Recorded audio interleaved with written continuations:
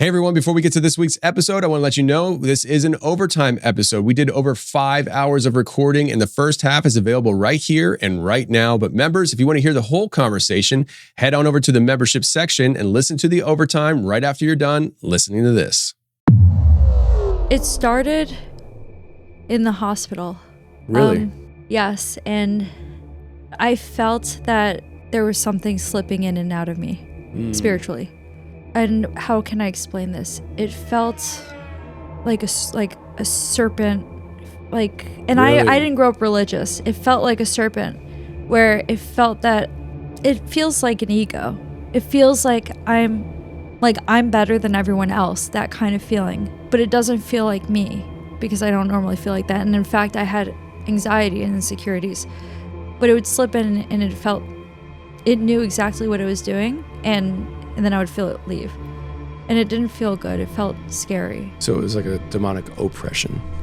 Instead of going in, it's almost like their fangs are in you, and it's getting a hold of you and oppressing you, which is something that, I've experienced and a lot of people have experienced. I woke up and heard a demonic voice. Very demonic. Not serpent-like. I don't know. Just, it's evil. And it told me I have to sacrifice my husband. Wow. And I woke up and I was panicking and scared because I heard it right here, and then I heard it move, and I could feel it pointing, and I could feel it's very just not. It's all kind of how you would picture like a hunched over, crooked witch or something. That's how it kind of felt, like a bruja. And then it pointed at my husband, and I woke up and I said, no.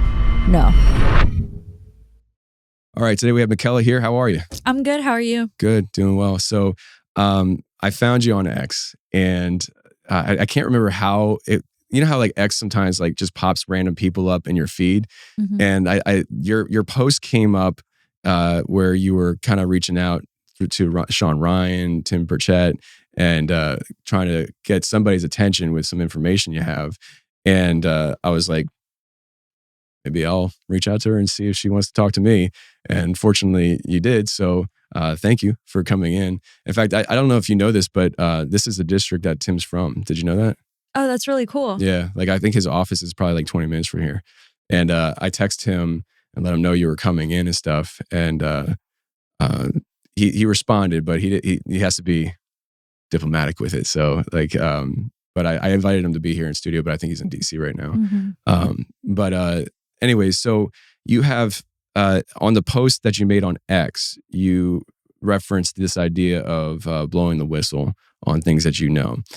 Before we get to that portion of things, if you could let people know maybe what your background is and your history, and what you did in the military that lays the foundation for what you're going to be sharing today.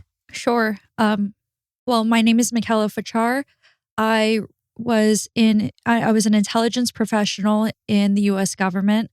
I started out in 2018 when I enlisted in the United States Air Force Reserve as an all-source analyst.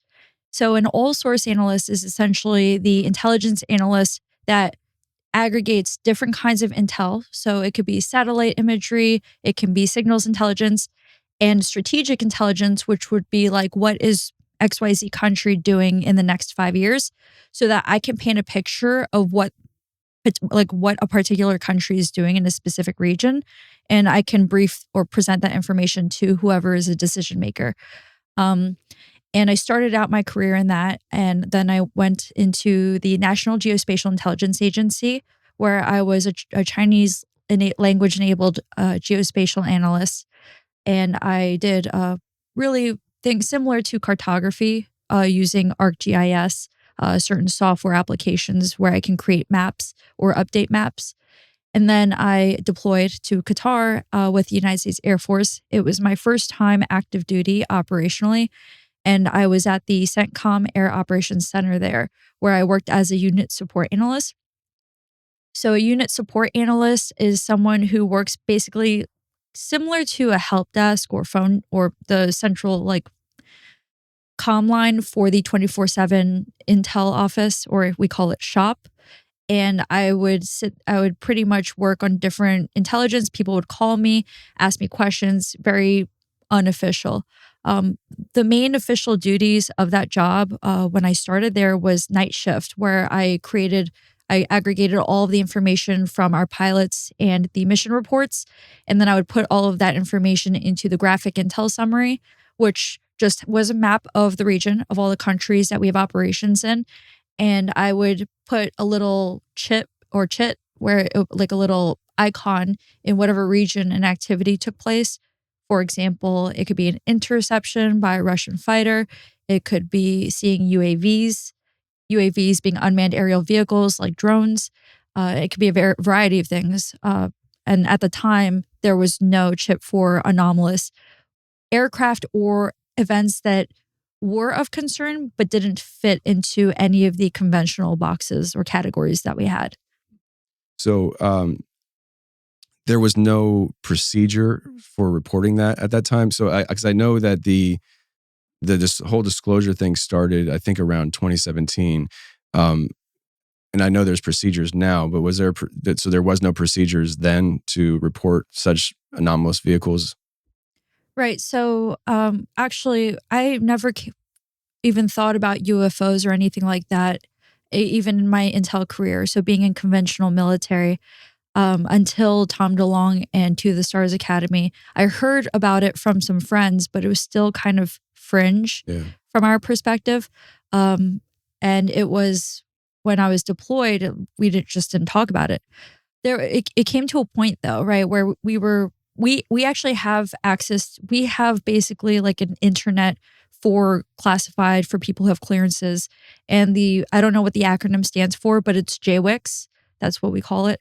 And you can look up videos. We have things that are similar to kind of like YouTube, but not exactly like YouTube, where you can pull up videos and different things. So you can look up, you could type in orbs, you could type in UAP, UFO.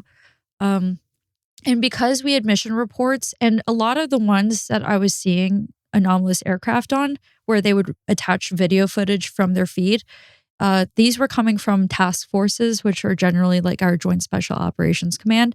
And that's just something I remember. And the reason why I remember that is because, not that it makes a difference, right? We're in an official capacity and we're in theater. We're in the region where we have high stakes missions. So no one would be lying about this kind of information. But I do at that point hold it in higher regard, considering why would Joint Special Operations, who work very high ops tempo missions, be pushing up, video footage of UAPs if it didn't pique their interest or raise questions, considering that they work the more dangerous missions.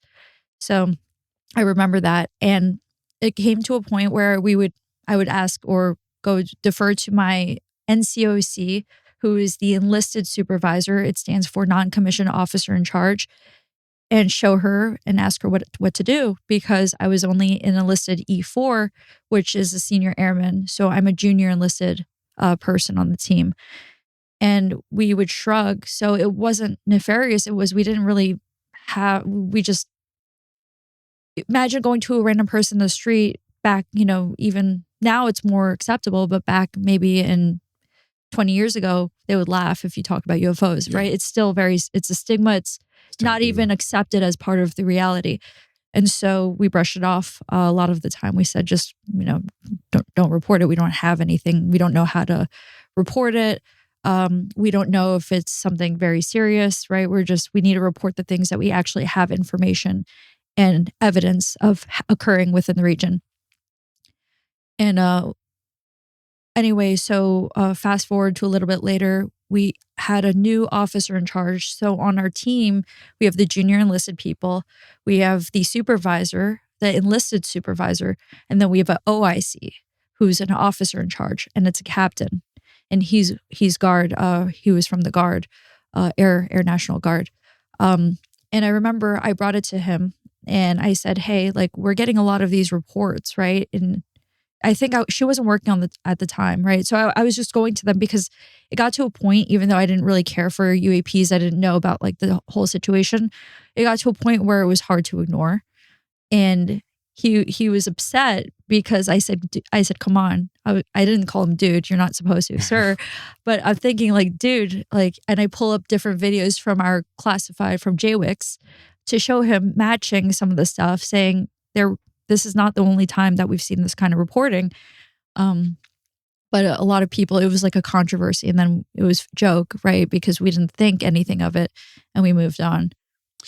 So you actually saw footage of these things? Mm-hmm. Yes. And how often was this happening for you guys?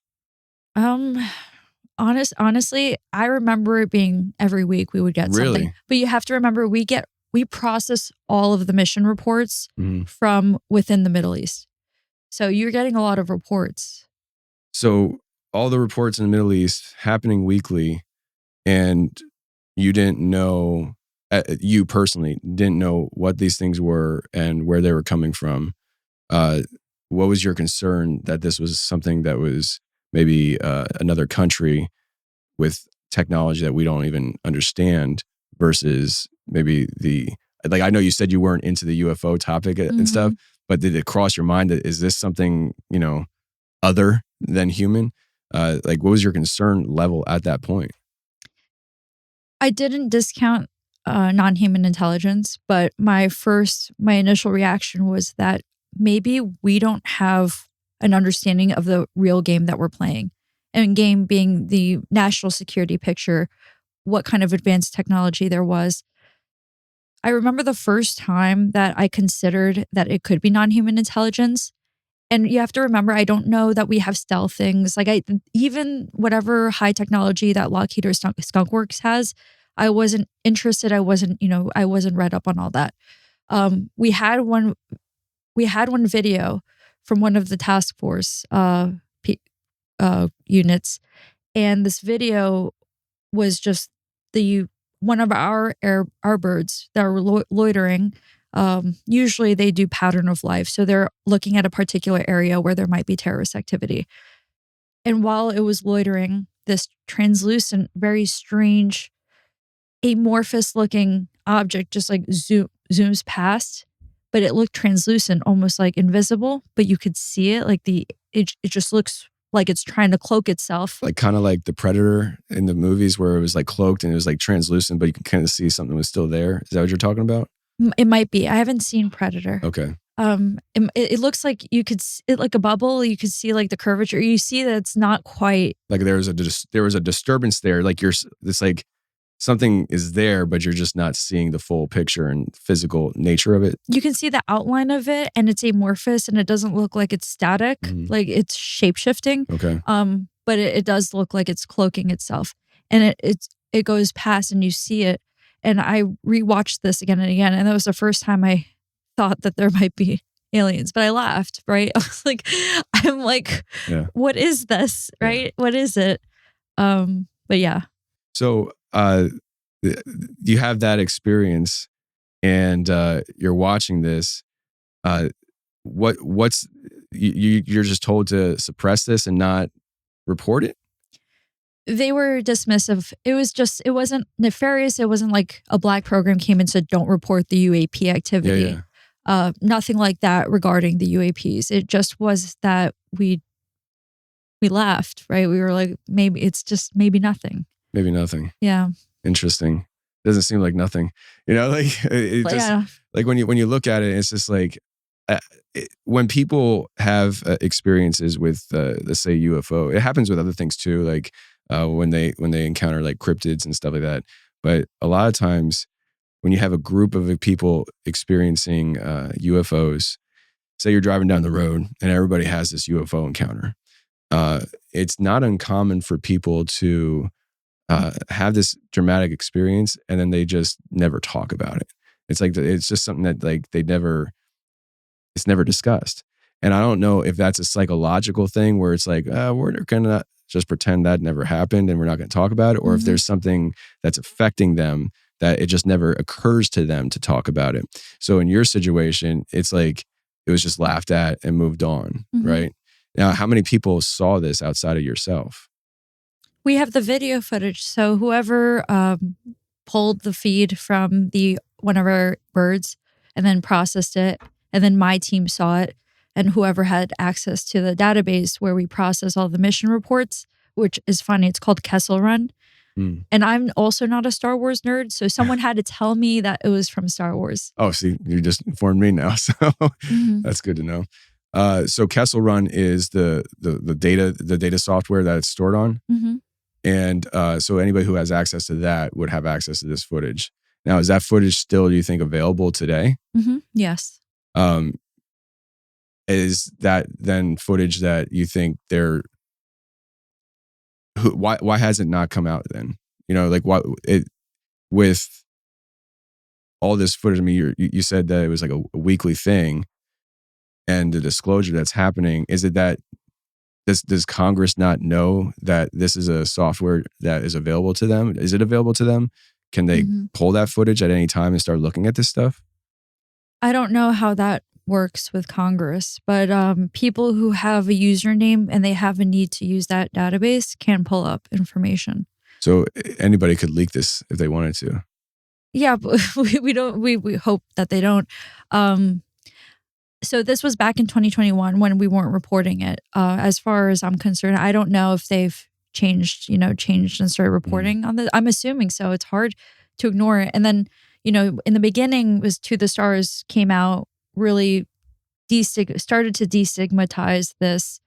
And over time, what I noticed when I was in intelligence is that more and more people were interested in accepting that there was something going on.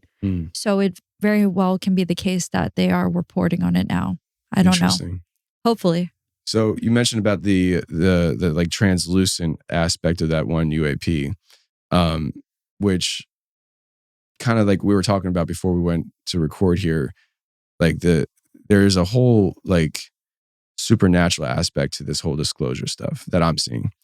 And the translucent side of it, it can go both ways in my mind. It could be something that's supernatural, very other, or I think it could be a situation where there's technology that does have the cloaking ability.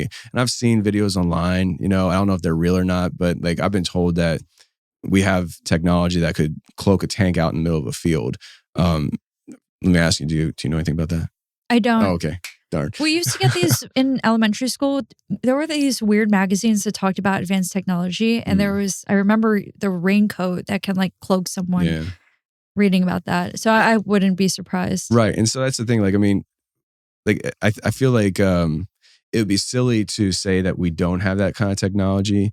I've talked about this on the show before, but since, you're kind of new to the platform, back when I was driving a truck, I had a delivery to a casket shop, and I'm talking to the owner of the place. And back in the 60s, he said that he was an engineer for the military, and they were working on technology that is just being rolled out today to the public.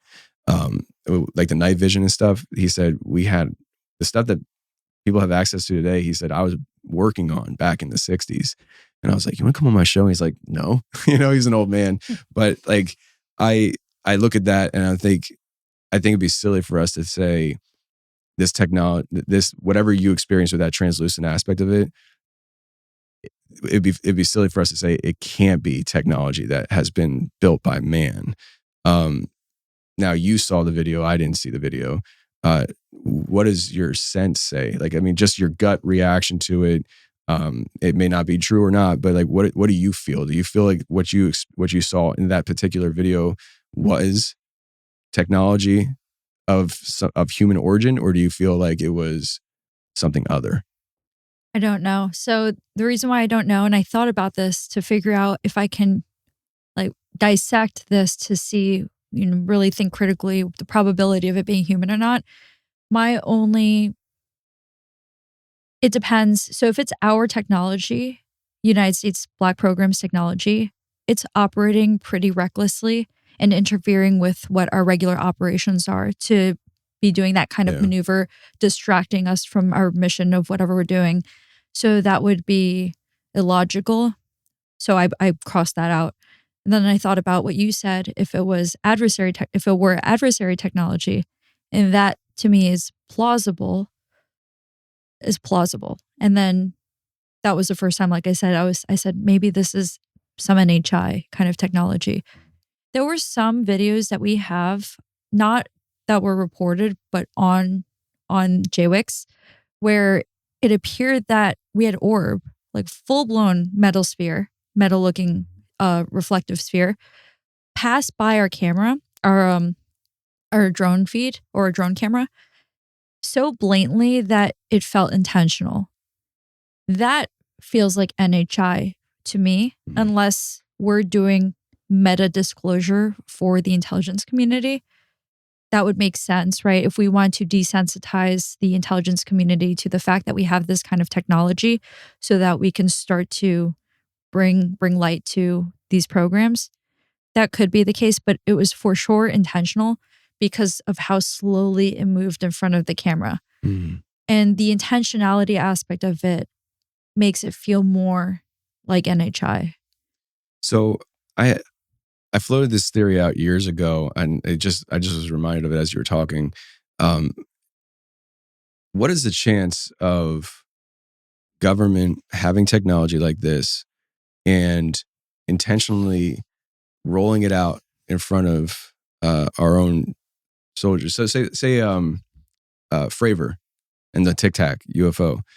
Is it possible that this is our own technology that we are testing on our own pilots to see how unexpectedly, like Fravor's like, I wasn't up there to look for this.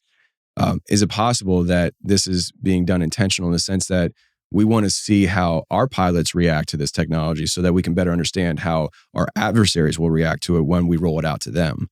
Do you ever think that could be a possibility where it's like literally it's our government testing technology on our soldiers so that when we have to use it on foreign adversaries, we better understand how their pilots are going to react to it because we tested it on our own unexpected pilots?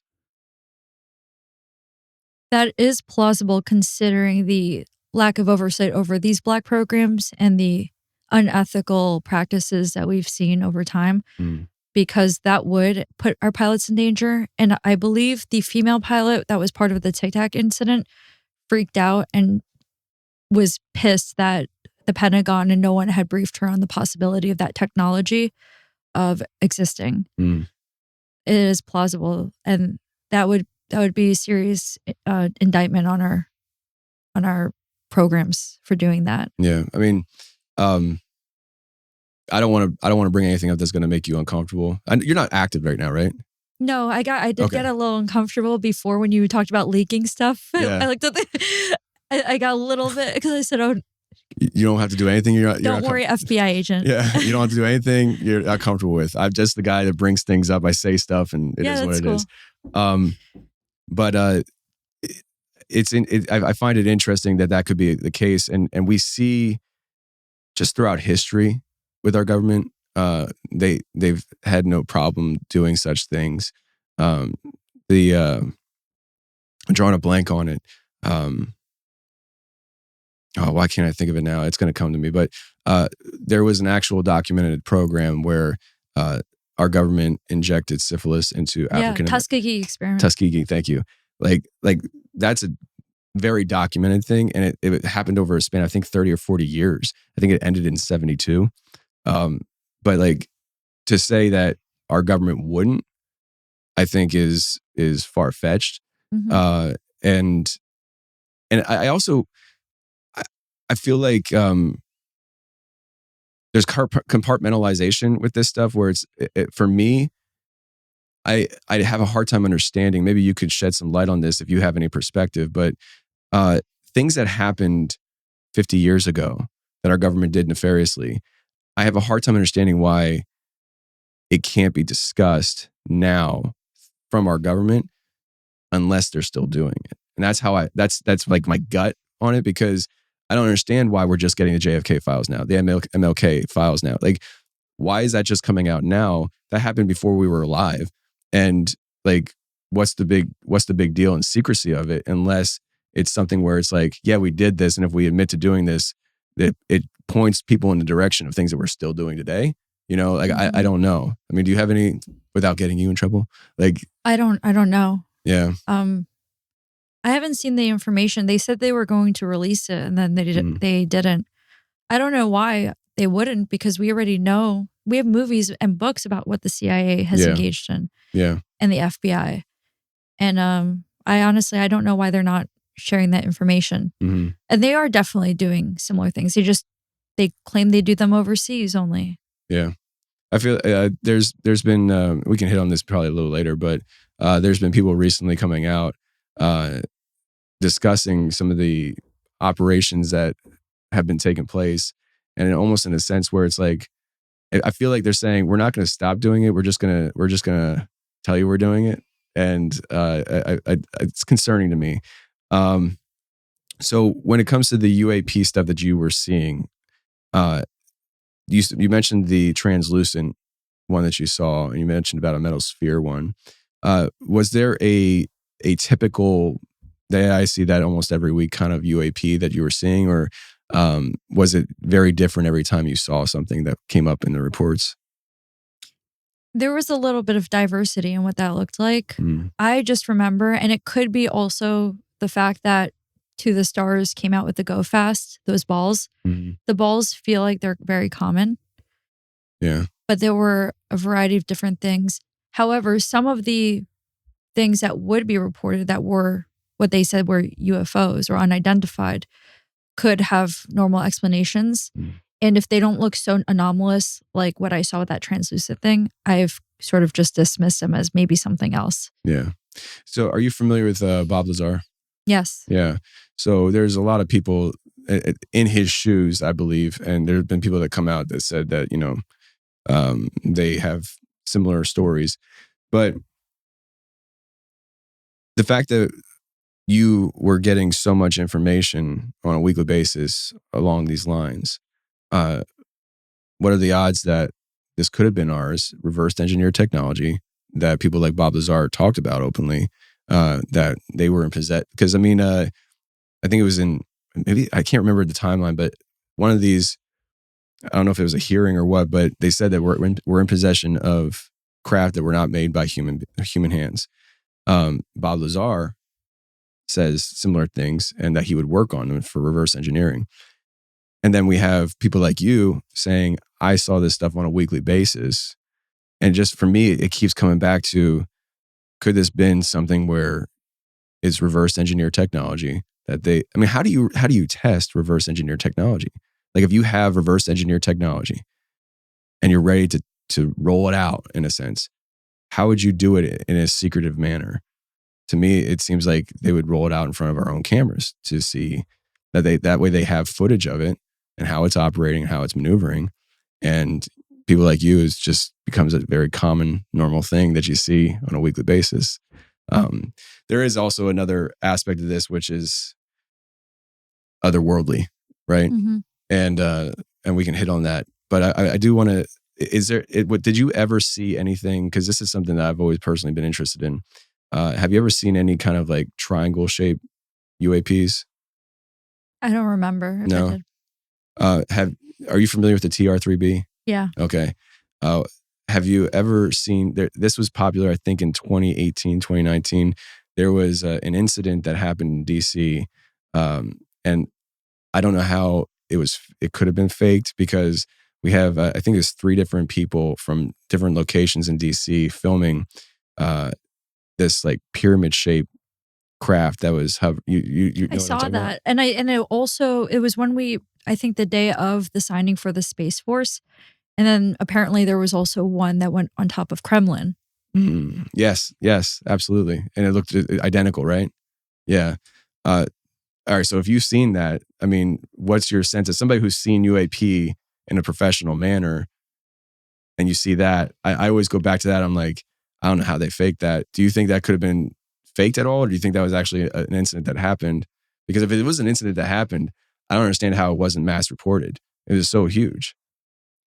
I've never seen up close. I've only seen video footage, and we have electro-optical, so it's, IR, infrared, it's different kinds of lenses, but not up close.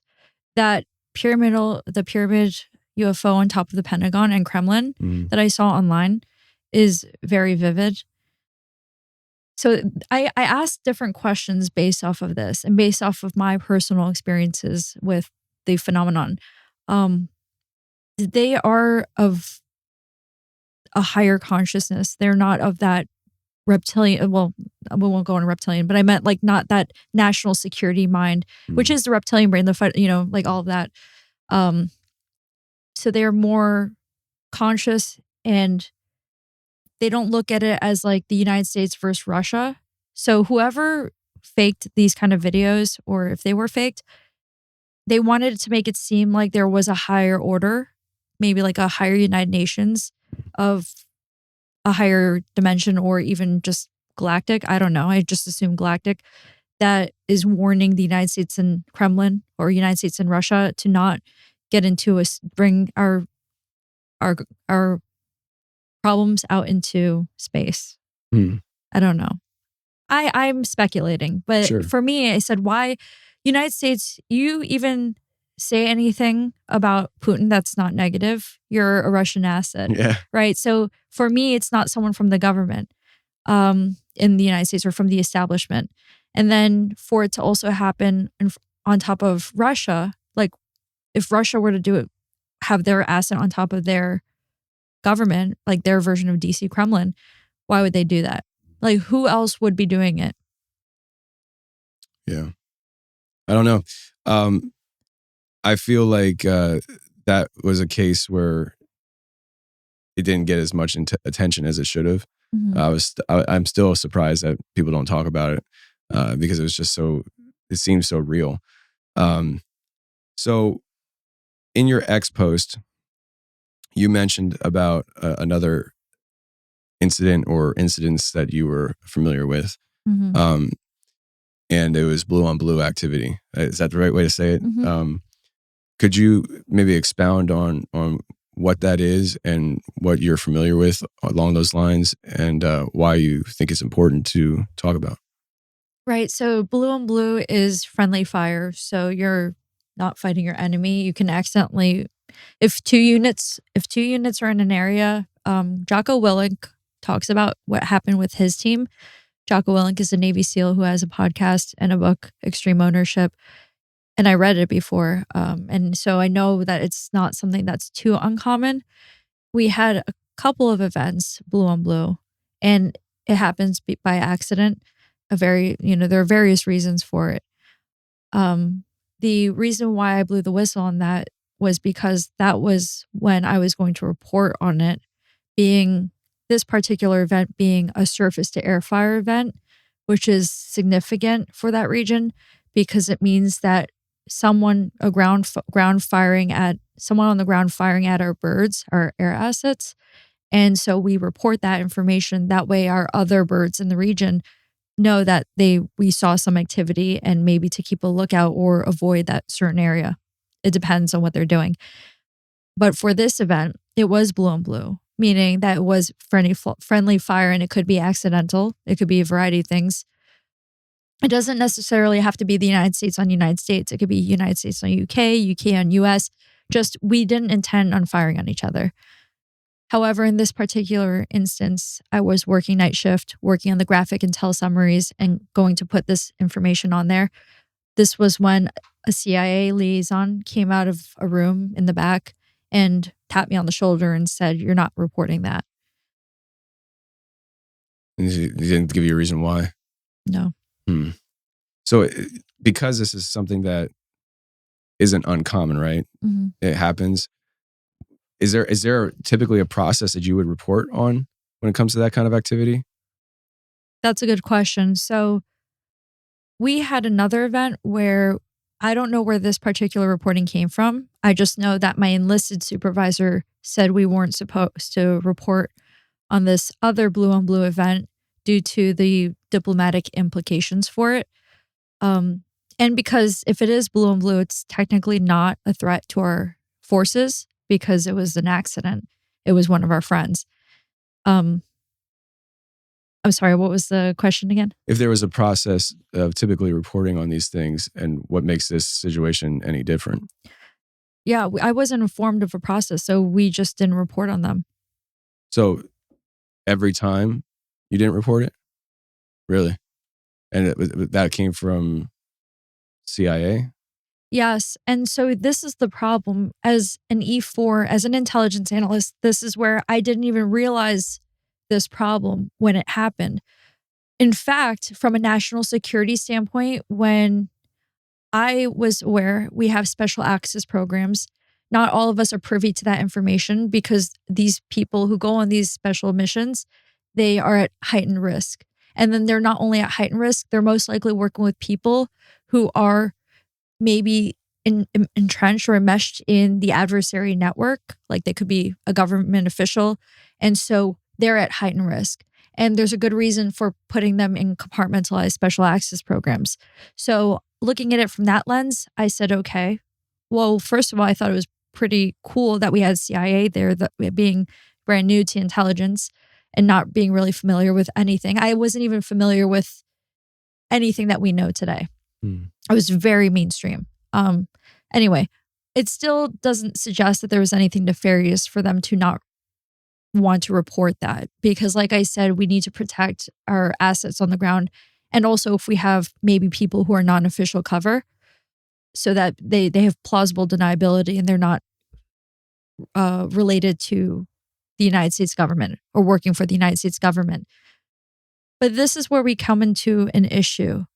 If a pilot is working a special mission, assuming that the CIA liaison, he's overseeing intelligence reporting related to CIA and Black programs out and about in the Middle East, is that they would have already agreed, this pilot and his crew who sent up the report would have already deconflicted with the CIA and their higher ups to not use traditional mechanisms of reporting any activity related to what they're doing.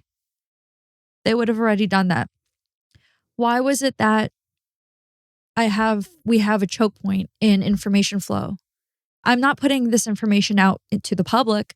I work in a classified facility. It only goes to other pilots in the region who are operating and need to make sure that they're protected so that they're staying up abreast of all the threat picture and all of the threats within the region.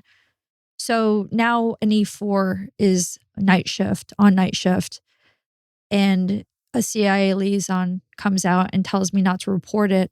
I listen to him. There were people who asked me why I listened to him. I wasn't prepared for this kind of situation. And it wasn't the first time that we were told not to report blue on blue or things like this. These came from various channels. But looking back at it, considering the CIA liaison came out and he's not talking to my leadership, he's coming to me. Now in hindsight, was put in a predicament. Do I listen to his pilots who put up the information? They didn't find anything particular about withholding that information from traditional channels. Or do I listen to a CIA liaison and assume that it's for national security reasons? And that's what I'm blowing the whistle on. Yeah. That needs to be deconflicted. Imagine if I was even an older E4 and I chose not to report it, but I also deferred to my NCOIC. I did speak to my team, my higher ups. But if it were a different situation, you usually have kids who just came out of high school and they are easily swayed because we're lower on the totem pole and we're brand new. Yeah. Just trying to make it and not make any waves. Just taking orders from anybody that has anybody who has authority over them. It's like the answer is yes. Exactly. And I'm not saying that everyone's like that. It's just that it's very unofficial. It's unofficiated. So they need to figure that out prior to it coming to someone like me. Yeah. Are you concerned about talking about this? Because when I brought it up, I feel like you got nervous. Are you concerned about any kind of backlash on talking about this? No, I'm not concerned about it. I want to make sure that I'm articulating it correctly because people have misconstrued it as me saying that there were allegations against the government. No, the thing that I am questioning the government in some of my posts after that, there weren't allegations. It was questioning the conduct of our Black programs and the fact that we had people securing opium fields in Afghanistan. that's where I start to ask a lot of questions, and accusingly, because we don't have oversight over that. When it came to the information choke point and the CIA liaison coming over and tapping me on the shoulder, by the way, don't touch me, right? Like, don't touch me, but Hands off. yeah, don't touch me, one. But I didn't even know that I just withheld information. Whereas if I could go back, I would push back and then I would go to my colonel. I didn't even think about it. And so the fact that I made a decision, luckily I had my supervisor and defer to them. But if I had a correct perspective of the situation now, I wouldn't even defer to them. I'd escalate it instantly just to be sure that I'm not putting my pilots at risk. So that's where they need to figure out how they're going to do this. So your call to action would be that they need to fix the operating procedures when it comes to this, so that the pilots aren't at risk. Correct. And that's your concern here. Correct. Gotcha. Mm-hmm. Yeah, I mean, to me, it makes perfect sense. I told you before we started recording that, like, as somebody who's not former military, like, when you talk about this stuff, it's kind of surprising because, you just kind of assume there's operations for everything. Like, I run a small media company, and in that process, you build out structure so that there's a procedure and a way we do everything. It's all planned, right? And to think that, such situations like yourself, that there isn't really plans of procedure on everything, and maybe that is intentional or just an oversight. I can see how that could be dangerous for those in the sky. You mentioned that you were older as far as I guess the position you were in. Mm-hmm. How old were you when that happened?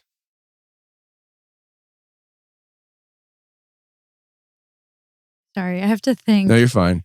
I think I was like 26 years old. Okay. It's not uncommon to have people who are older to enlist have them enlist in the Air Force or in the military.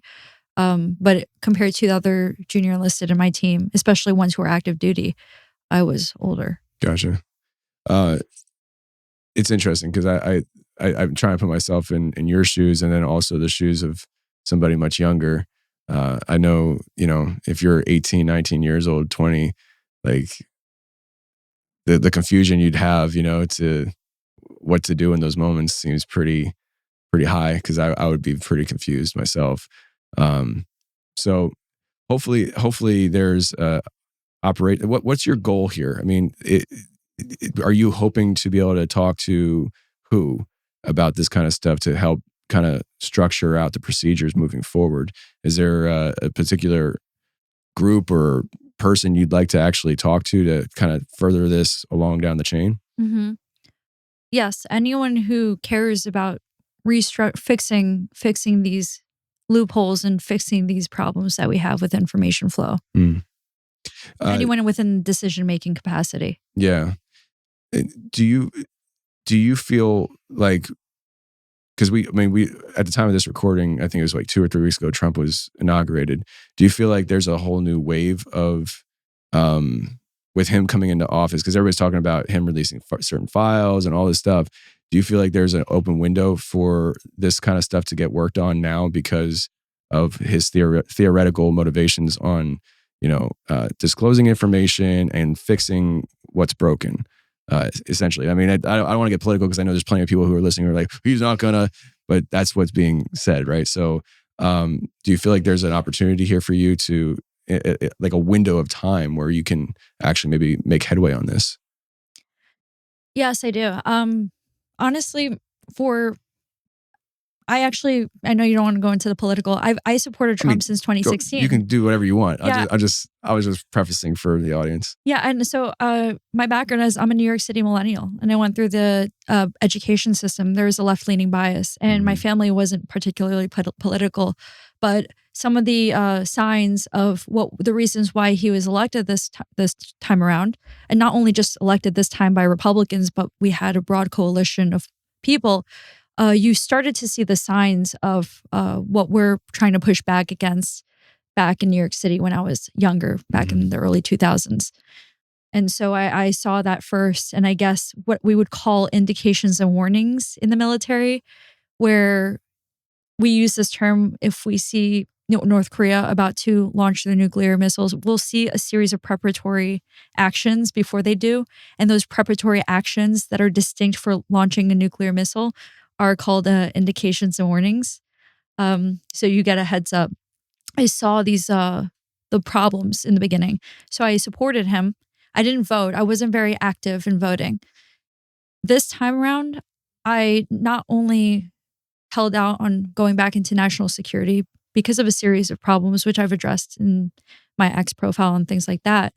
But I came out and just put out a video on X. This was before I went out with my NHI experience or anything, stating very diplomatically that we need Trump, the Trump coalition in office.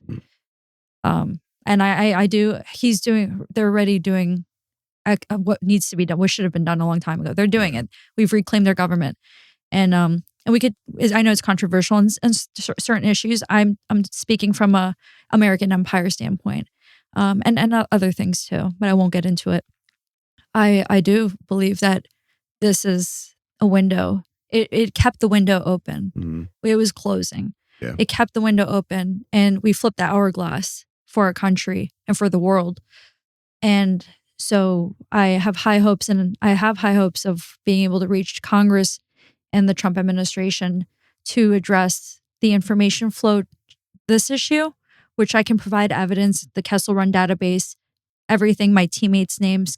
For the sake of their privacy, I don't want to, share their names, but I can for Congress, and then even going into other things related to national security. Yeah, for sure.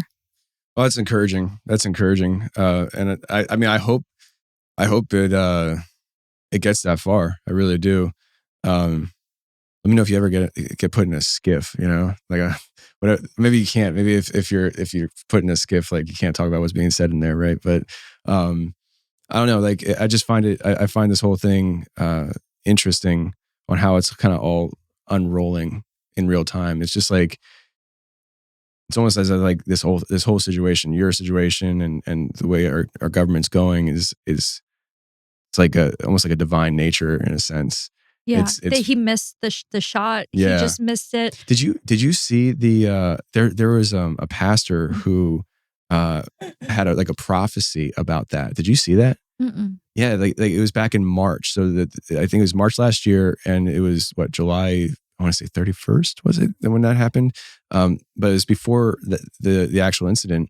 He said that he had a vision of Trump getting struck in the ear with a bullet, falling to his knees, and in that moment having like a spiritual awakening moment in his life. And he stood up, and like it was like so accurate. And I was just like, holy cow! And the same guy also had and I don't want to say prediction, because if he's truly hearing messages from God, then it'd be a prophet.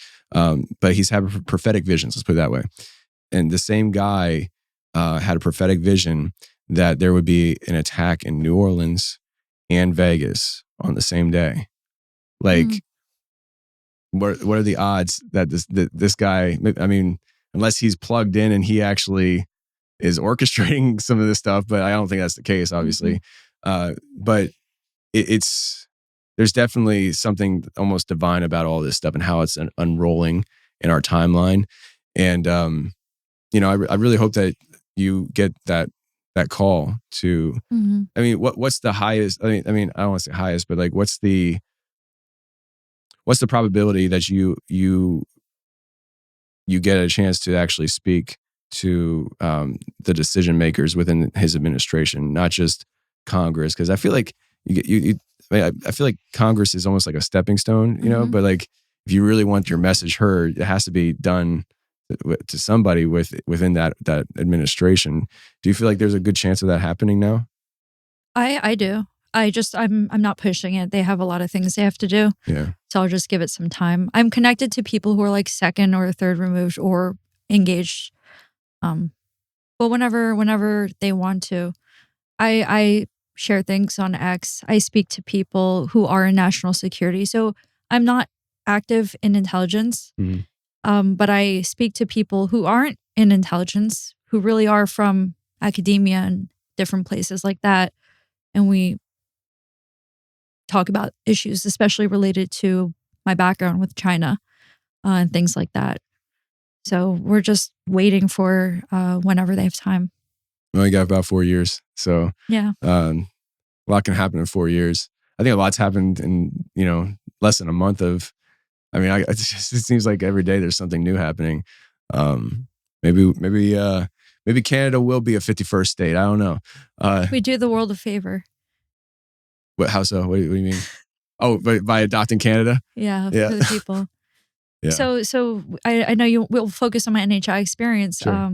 So it is related. I started at Georgetown University in fall of 2021, and that's when I had my NHI contact experience.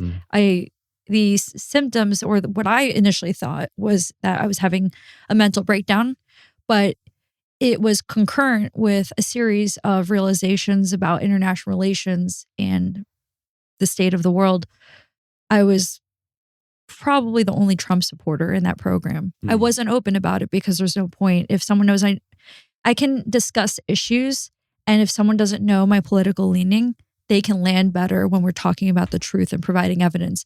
But if I go in and I tell someone my identity or my political or my beliefs, it can cast a shadow on what we need to do. Yeah.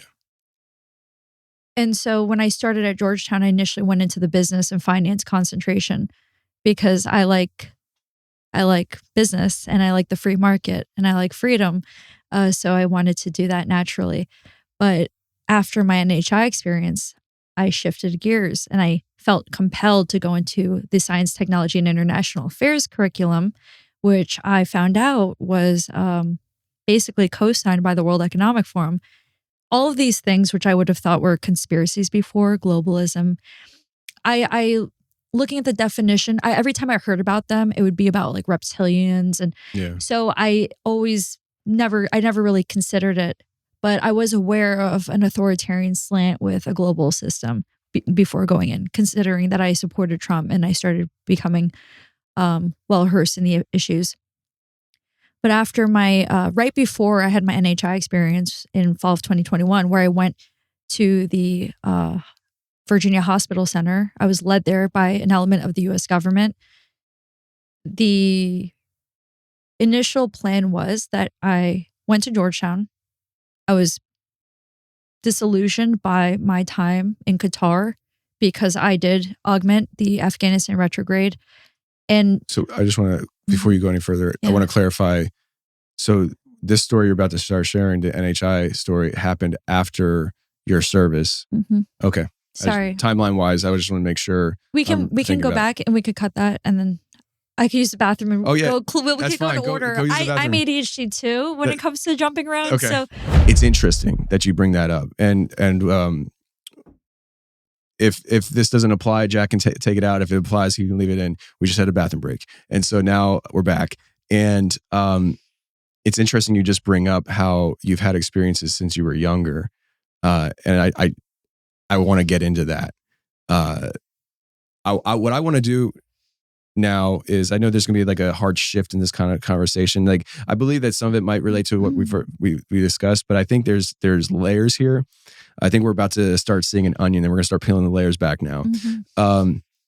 Because you just said that you have had experiences since you were a kid, and I don't know how you identified that growing up and stuff, but you tell me, does it make sense to start off as a child, or do you want to start off in DC with the NHI experience that you had? That I don't know if it was all one day or what. I just know it sounded like gang stalking at first when you first started sharing the experience on the other show. And the more I heard it, I was like MK Ultra. I thought it was MK Ultra or something. I mean, I hated them. In the moment you thought that?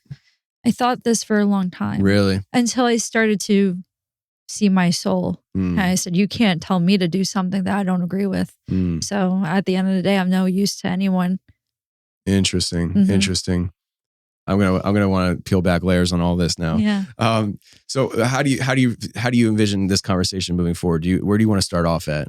I don't know. Because I know you mentioned about having demonic experiences. Mhm. Is that like more recent, or is that from childhood too? No, that was right before I was informed by the U.S. government I was having contact. You were informed by the U.S. government that you were having contact? Yes. The issue, they brought me to the hospital, Virginia Hospital Center. Mm-hmm. And I don't know who, and I hope people come out, but through people from intelligence who are NHA contacts, they did tell me that someone else had this experience of going to that same hospital and being informed about contact. Okay. I don't know who, and I won't say names about the people. I don't want them, this person obviously doesn't want to come out. But it happened to be another person from intelligence. So I thought, well, I was relieved because obviously my story is questionable, and even questionable from people who are experiencers. I question other people who are experiencers. But when I brought this up and I thought this was a death sentence, that they're not going to believe me when I spoke to people from my community, intelligence community, who are experiencers, I was told that I'm not the only one who went through Virginia Hospital Center. I thought I was just going to put a nail in my coffin. I was never going to get answers for anything. And when they told me that, I was like, damn, okay, cool. Yeah. Are you, before we jump into this, I just want to ask you, are you familiar, because I know you're on X a lot. Have you come across an account called Fringe? Yes. You know Fringe? Mhm. You know Fringe? I'm friends with her, and I think you and her would have a good conversation. We had an X space together. Did you really? Yes, I really like Fringe. She's awesome. She's really awesome. Because she's an experiencer, and what brought her to mind is what you mentioned, because I know her experiences are something that there are people who question and all that. And when she came to me, the way that happened was I was on her X space as well, and she came to me asking if I'd join her on a space. And I went to her profile and I saw that she was an experiencer. And I just told her, I said, how about we trade? I'll come on yours and you come on my show. I had no idea what I was getting into. And she has some wild stuff that has happened to her. She been on your show? Mm-hmm, twice. Oh, Matt, I want to see. I have to see that. Twice. And she'll be on Really plenty cool. more times. She would be here in studio if she would be willing to fly, but she doesn't fly. So to get her and her husband to drive across the country is difficult. But people ask her to come back on the show, and I tell people, you got to pace this stuff. I can't overdose on her stories because the audience won't hear it then. And that's one of my biggest concerns, is that the audience they'll get used to her, and they lose interest almost, like, you know what I mean? And so I'll probably have her on probably mid this year again. But I just pace it because I just want people to kind of let it sit, because her experiences she hasn't even touched the surface. Wow. But anyways, let's get into your stuff here with the NHI, and we'll just navigate the waters from childhood. We'll talk about the more demonic things, but I guess it seems like probably the best place to start and just rip the Band-Aid off is this day in DC, where things seem to start unfolding for you. So you wake up in the morning, you're not a conspiracy theorist, and No, I'm not. For me at the time, Big Pharma was a conspiracy. I mean, I was aware of the wheeling and dealing and the free market, basic things that, happen. I worked in international business. So you really see the free market, right? It's not like just systematized. There's a structure around it. It's very organic, more or less. However, for me, people sitting here, like, I always pictured like someone who is just a little paranoid as looking at Big Pharma and all this kind of stuff. Yeah. And so I'm not into any of this, even though I saw UAPs and I thought, like, very interesting. I'm more focused on what are we doing, right? Like, I want to figure out my field, foreign policy. I want, I told myself, I looked in the mirror, and I always did this. And I wonder if that's maybe, that's just me. I always talk to myself, but I always talk to God simultaneously. That I said to myself when I was sitting in Qatar, before I got into Georgetown and started at Georgetown, I said to myself that I'm going to use this opportunity because I'm presented with the opportunity to go to a number one foreign service institution to really get to the root cause of issues. And if I don't work as hard as I can to figure it out, and I don't mean getting A's, right? I don't mean by the system, but really digging deep to understand, and even wherever I have to look for truth, I said that I'm not being honest with myself, that I don't want to go and really help people. I just want a nice, cushy job. I just want a powerful position. And that's what I told myself before I started Georgetown. Okay, so now we go to fall 2021. I'm starting at Georgetown. I'm already dismayed because people are happy and I'm not happy. I just saw what happened in Afghanistan retrograde. I had an idea of, there was a stigma that I felt about Georgetown being an elite institution, that people came from higher socioeconomic, I was looking at things that I shouldn't look at. I learned later after my NHI experience, I was looking at them from where they came from and not listening to the content of their words and looking at their character. So anyway, so I was a little annoyed at Georgetown. And when I was in my classes, it was evident that a lot of people didn't really know, and they were there to network, a typical institution. But for me, it was more personal because of coming back and seeing how our military and foreign policy unfolded. So when I was at school at Georgetown doing my concentration in global business and finance, I started to pull back where I was digging into my curriculum, but seeing that I was taking it more seriously than my classmates was frustrating. And I felt that I would never be able to do anything significant that was going to impact foreign policy and help change the course and prevent something like Afghanistan from happening again. I just didn't feel that investment from my classmates. And so it was the end of September. I put in my request to be withdrawn from the program, and I applied to the local university to start from scratch. I'm at this point like 27, to start from scratch in physics, because natural laws, I felt, wouldn't lie to me, right? They don't lie. They're not deceiving. Nature is just what it is. And then I can go work in some program and I could get paid well and then inquire about the universe and inquire about the way the material world works. Whereas I would have to deal with different personalities. So I put in my request, and the administrators came back to me from Georgetown and asked me, "Are you sure you want to withdraw from the program?" Because at this point, it's basically an Ivy League for all of this. And I sat there and I thought for a second, and I waited a couple weeks. Well, in that couple of weeks, that's where things started to kick off. I continued my program, right? I still tabled that withdrawal. I did apply for George Mason University for their physics program, which is located in Arlington, Virginia, still in the DC area. And I tabled that withdrawal from Georgetown, continued in my studies, and I'm taking core courses at this point. My international relations theory and practice course, which basically teaches different kinds of theories related to international relations. It was exactly when I was learning about social constructivism. And social constructivism is basically everything's a social construct.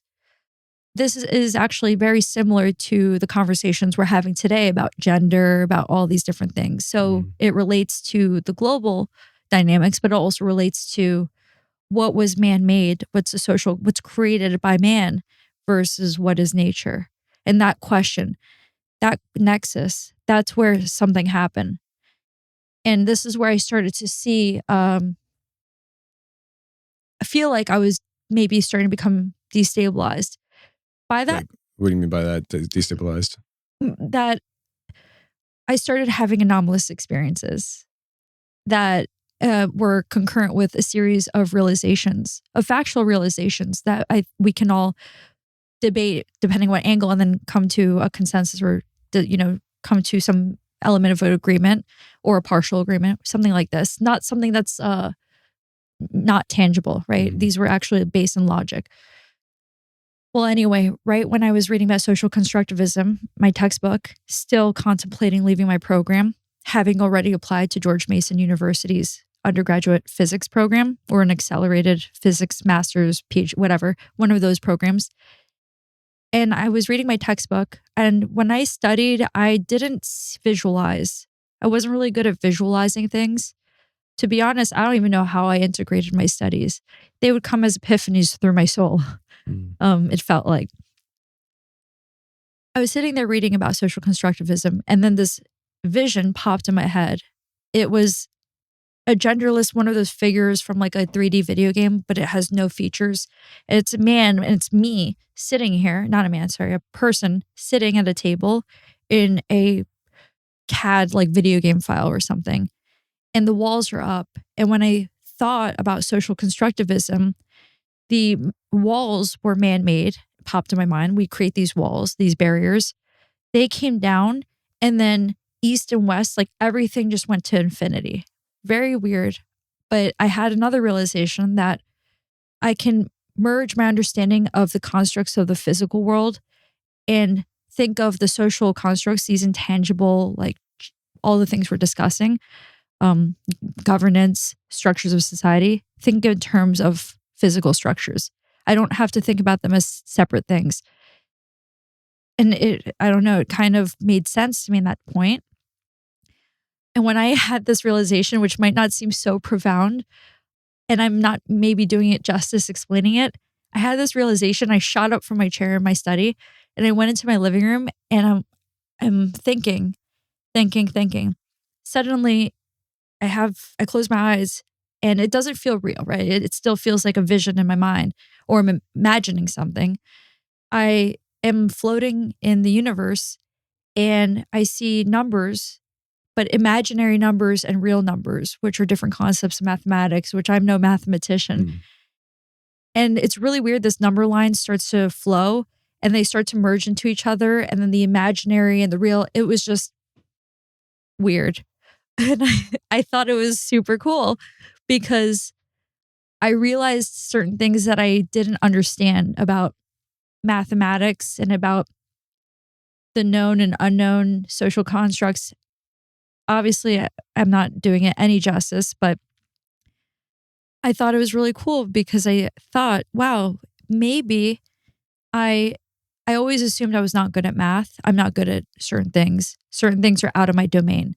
But that there is some integrated understanding of different things, that they all come back to our consciousness and our understanding and being able to integrate different ideas or whatever. But for some reason, when I started to realize that, we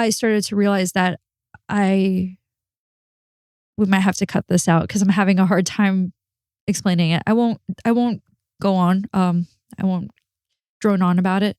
Okay. But I was getting more visions, more ideas that were coming into my head, coming into my mind about the social constructs and the barriers in knowledge that we create between information from the social sciences, the hard sciences, between philosophy, linguistics, everything started to not seem so different, where I would have to go start from scratch in every field.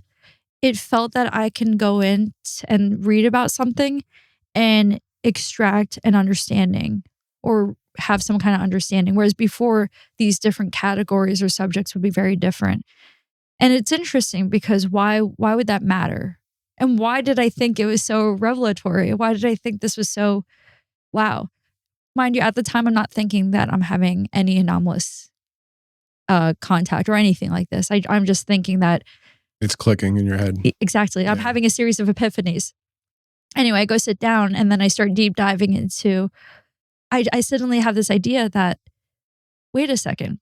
And it's also sparking a new interest, a reinvigorated interest in me in really figuring out more about this. Whereas before I have still tabled the idea of leaving to go into physics.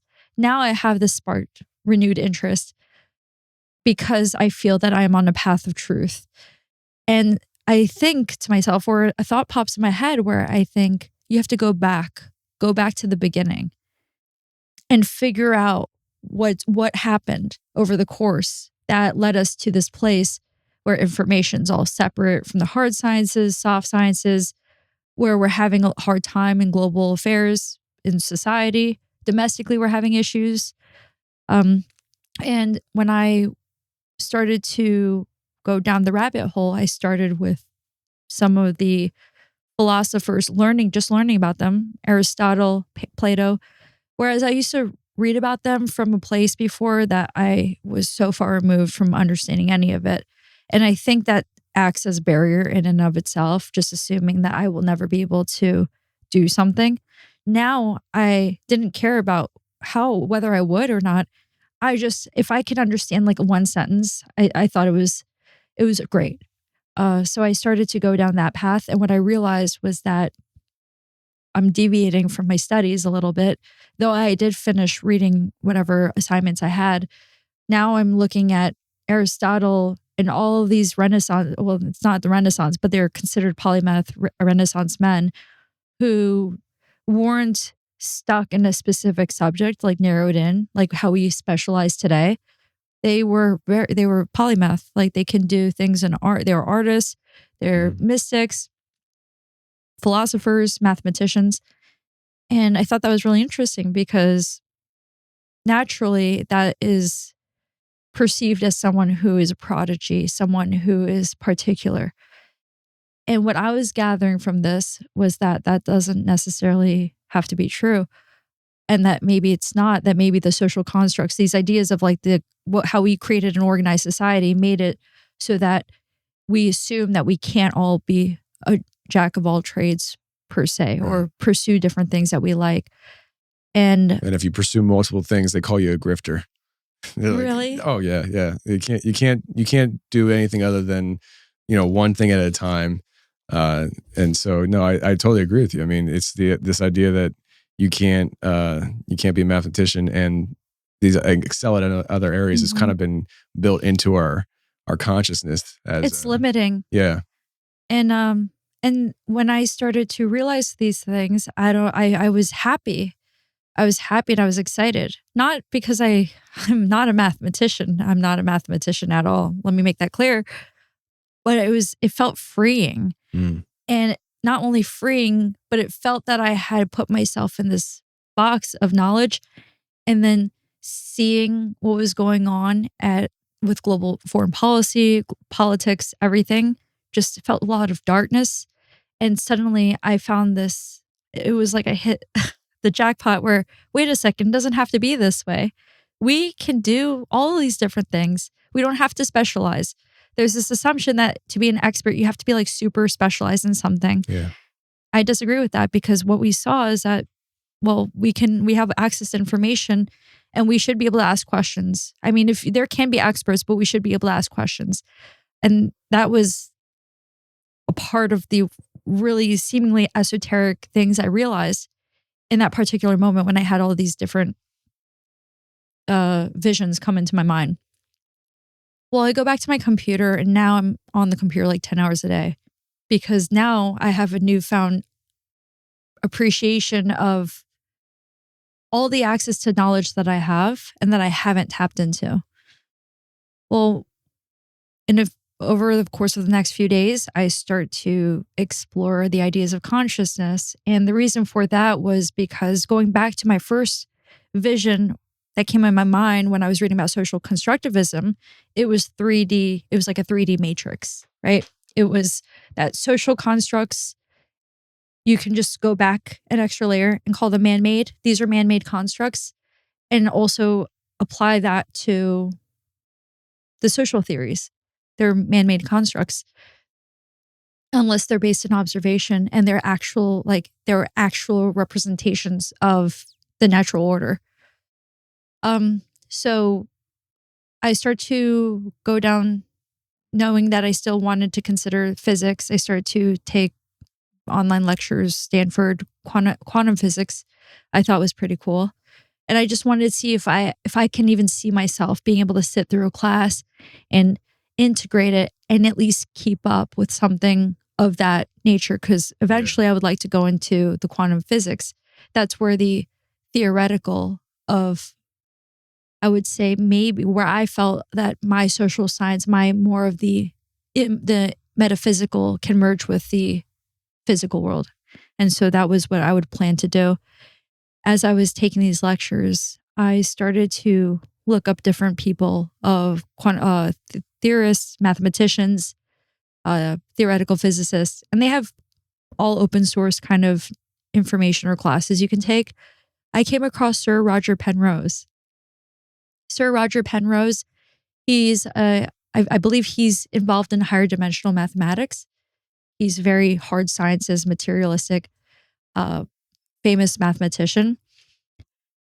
And he said, and this is where I started to open my mind up even further, was listening to him say that mathematics proves there are higher dimensions. That tripped me out completely at this point, because going back to the random number line with imaginary real numbers and never realizing that I never realized these things about mathematics. I just said, oh, there's an I next to a 4. I don't really care. It didn't mean anything to me. Now it meant something to me, because it meant that we can mathematically prove something that we haven't observed. It logically checks out. It scales. And for some reason, that tripped me out, and I got really excited.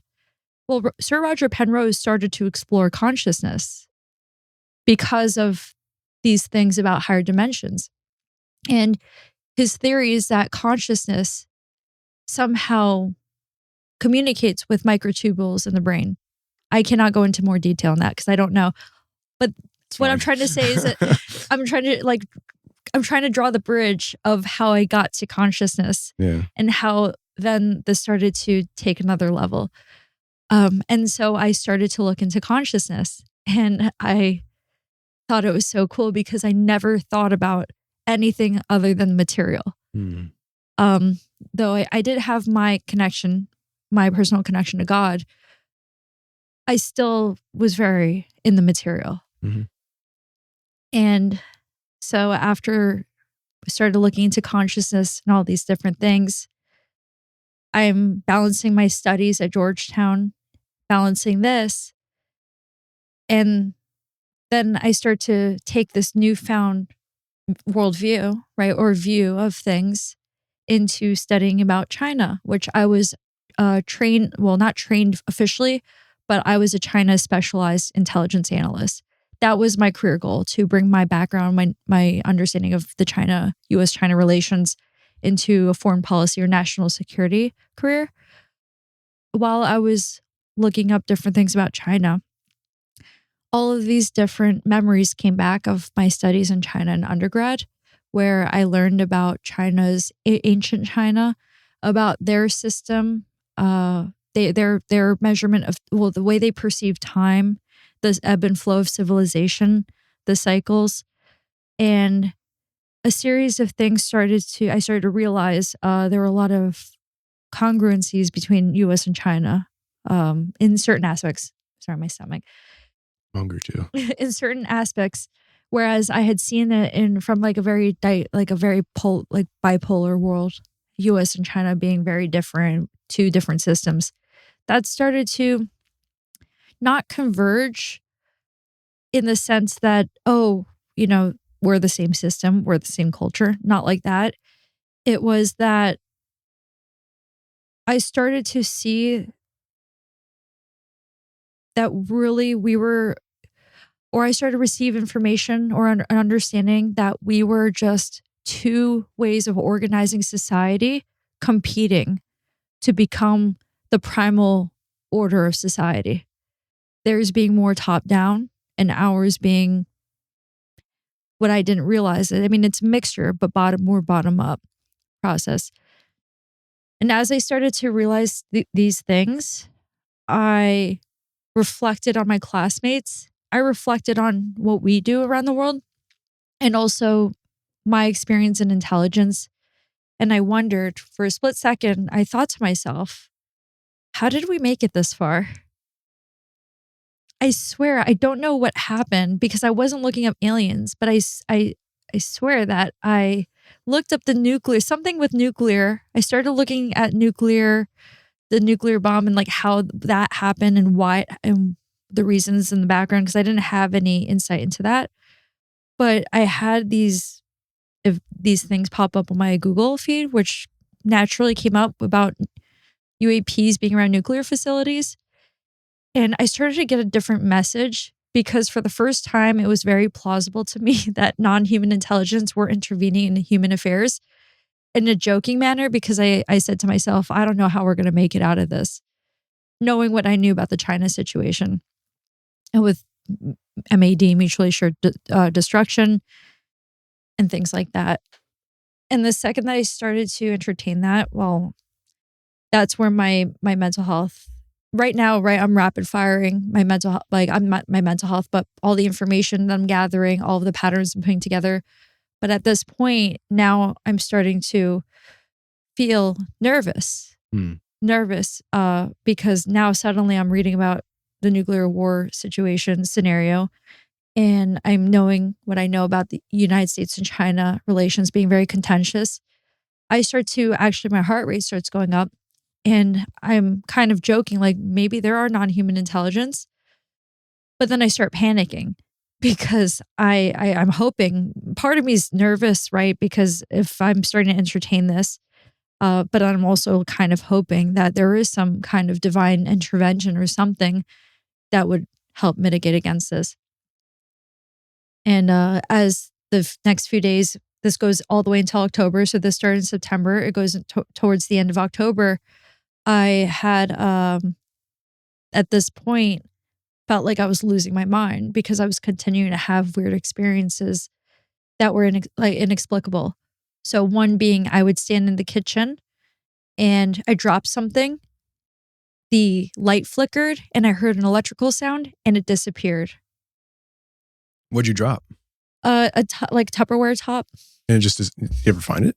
Yes, I did. So I didn't jump to the conclusion right away that it fell through the sink, the kitchen sink, because when it happened, I said, I looked at myself. I said, I'm by myself at home. He's at work. I said, stop. I said, no, I'm crazy. And I say, stop. Does your husband know how you're feeling about things at this point? Oh, yeah. Okay, he's here in studio sitting off to the side, but you're by yourself, but he understands that there's things going on right now. Yeah. Okay. Yeah. So you weren't hiding it from him. No, because I'm realizing, I know this is, but I need to bounce it off of someone because I am losing grip with reality. And when I turn around, and I'm turning around like this because I said there's no way this just happened. I turn around and my coffee, my Keurig, it's sitting perfectly on top of my Keurig. And instantaneously, like this was something that like, it wasn't a period of time that went by. Like it happened in a moment, you turn, you look, and it's sitting over there. Yes. Wow. And the light flickered and everything. First, these feel like memories, but they're thoughts that just pop in my head. The first thought was a scene from Stanley Kubrick, 2001, where they have, it's implied there are aliens in the background when the astronaut, I forgot his name, is in like a French dress room. And then the other one, this scene from Good Will Hunting. Have you seen Good Will Hunting? I haven't. There's a scene where Good Will Hunting, Will, he's a genius. He's a janitor at I believe it's MIT, and he solves Is this Matt Damon? Yeah. Yeah, I've seen it, yeah. So there's a scene where he's with the girl in the toy store and he says, want to see a magic trick? And he takes a bunch of jacks and throws them behind him. But in the scene in my head, right after I lost something in the sink, that scene pops up, except in my head, it pops up. And when he threw them back, they disappear. And the thought, something says to me saying, you expect it and then it's there. So what you expect will be there. And that trip, that was weird because I don't know what that meant. I didn't know what that meant.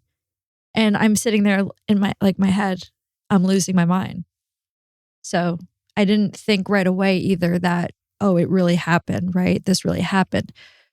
I thought maybe I had just glitched out for a second, maybe tired or something, disassociated, and something happened. And that's certainly plausible. But the weird thing is that I had instant realizations that were very logical. I mean, logical questions, right? In relation to the observer effect.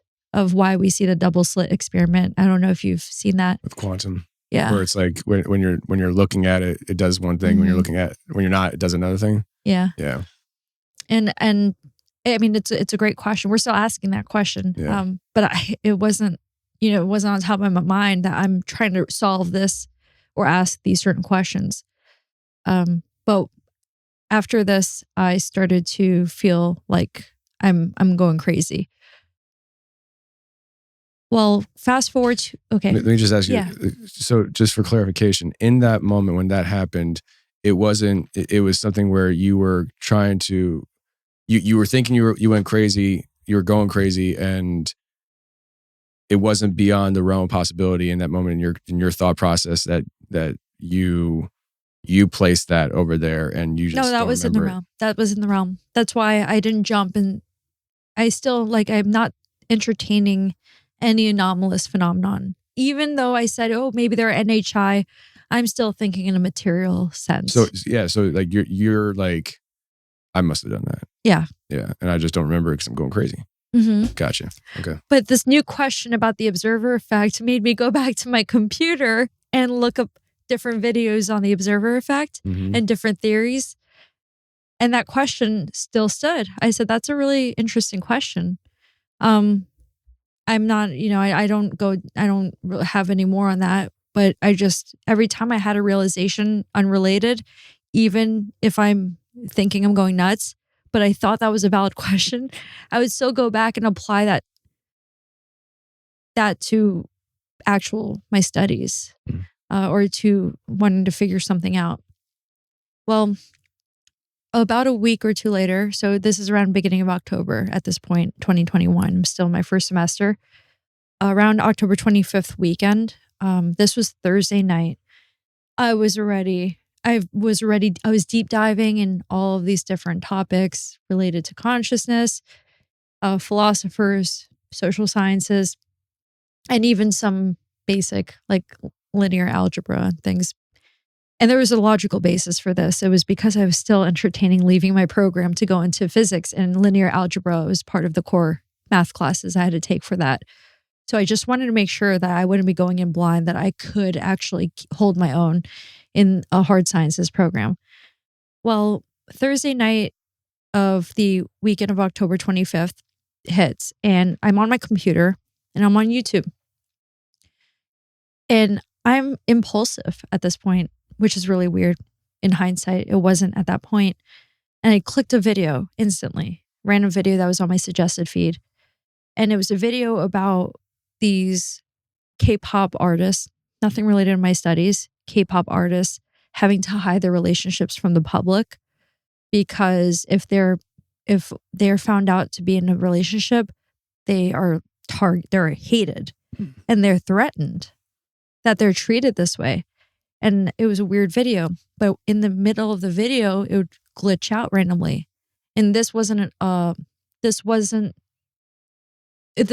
without question. It was glitching out. Like I thought maybe, I didn't know what it was. Maybe it was the government had put something on my feed and it would go staticky randomly and weird symbols would pop up on my video. Like what kind of symbols? Weird symbols. Like Signs, the movie, the G, that kind of symbol. Kind of. I'm trying to determine because remember what I told you earlier about the guy that went to the aircraft and the unknown language that he had. I wonder if it was something similar. So this is popping up on your screen. Mm-hmm. So like you have this K-pop video going, and then it's interrupted by this, and then it goes back to K-pop. How long was it on the screen? It would glitch in every like randomly. So it was real fast, like flashes. Yeah, but it was enough that I could see it. So it would go like, you hear the staticky sound and you see a little static. You see the video still going in the background and that symbol would pop up. And now that's it. You made me crazy. I'm crazy now because I'm already balancing all these different subjects for logical reasons, but also of interest because what I was reading about, like people like Aristotle, people from back in the day who just studied whatever they wanted, didn't have to specialize. But also personally, because I'm about to leave into my physics program and walk away from a whole career in foreign policy and national security. And so now I just like completely see this. I'm done. I said, I need help. I need help because I'm losing my mind. Initially, right? I'm losing my mind. Why am I seeing this weird symbol? At this time. Did you have any thoughts in those moments where you feel like you're losing your mind as to a trigger event to that? Did you ever think like, was there ever a thought like, I'm losing my mind because of something, whether it was like a loss in the family or something? Or was it just like completely just random, you're losing your mind and you don't know why? I'm losing my mind because I'm delving into topics that I don't normally delve into. And I'm feeling like I'm starting to put something together and put my finger on something that I can't explain. And and then also I'm having these glitched out. I've never had experiences glitching out, doing all these different things. So all of these different events are making me feel like I'm losing my mind. And this one, I just said, forget it. Because at this point, I'm still considering I'm losing my mind, things like this. This point, I cannot deny it with my own eye that there's an external influence on my environment. And that's what freaked me out. I lost it. And I would take medication at that point. I said, I just need to figure out. So I called someone. I actually, right before I started at Georgetown, I was an intern at the Defense Intelligence Agency with a Special Operations Division. And that was in the summer of 2021. So I had some of their numbers, their higher ups that worked there, people who are Chief Warrant Officer 5. We have a Colonel, a Fulbird, who is an Army psychologist. I tried to get a hold of him. And the reason why is because this was esoteric enough to make me feel like it warranted reaching out to him. And what I mean by that is that we had a passing conversation. I didn't even read the whole thing on Project Stargate, but we had a passing conversation about remote viewing where I asked him, I said, like, what is this, right? It's weird. That's it. And then we moved on. And so this felt that it was weird enough to be in that domain of consciousness, but also I need mental health. And Army, that guy was perfect, considering he was a DIA special operations psychologist who knew about Project Stargate. So I tried reaching him. I called him and I told him that I feel that I'm figuring something out about consciousness. I was wondering if I could meet with him and ask him some questions, but I'm very speedy right now because I need help, right? It's undeniable. So he tells me to call him. He first of all, he's seen me work, so he knows that I'm a highly capable person and disciplined, good at my job.